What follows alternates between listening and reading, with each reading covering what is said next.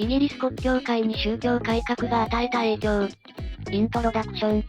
宗教改革は、16世紀にキリスト教会で起きた、教義や制度、慣行の根本的な見直しを求める大規模な運動でした。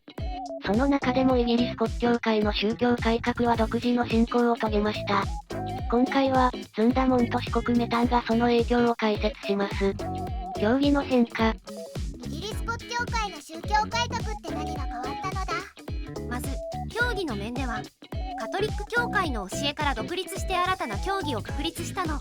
それによって教皇の絶対的な権威を否定して聖書を最高の権威とする考え方が広まったの。つまり信徒たちの宗教観は大きく変わったのよ。それってどういうことなのだ？例えばカトリック教会では教皇が神の代理人とされていて、その言葉は絶対的なの。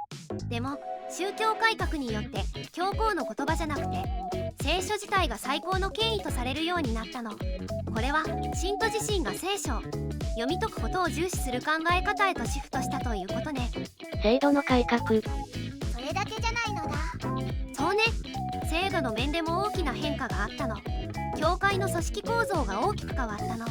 教皇の下に枢機卿や司教がいるカトリック教会と違ってイギリス国教会では国王が教会の最高位になったの。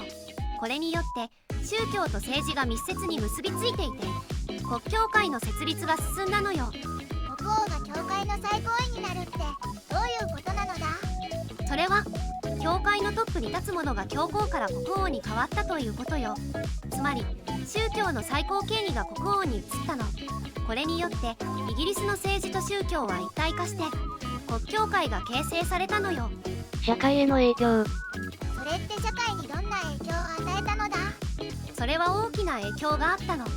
宗教改革によって教会の権威が相対化して個々の信徒が自分で聖書を読み解くことが重視されるようになったの。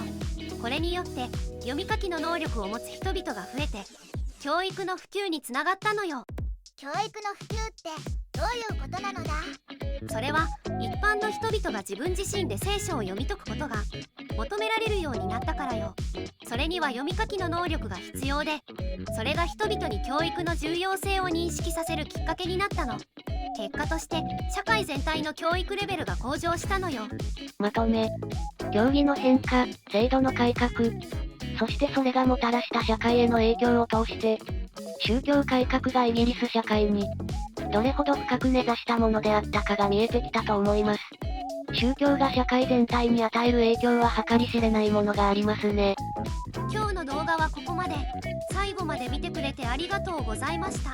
このチャンネルでは宗教にまつわる情報を5分以内の短くまとめた動画を毎日投稿中。世界の宗教に興味があるならチャンネル登録や他の動画も見てみてね。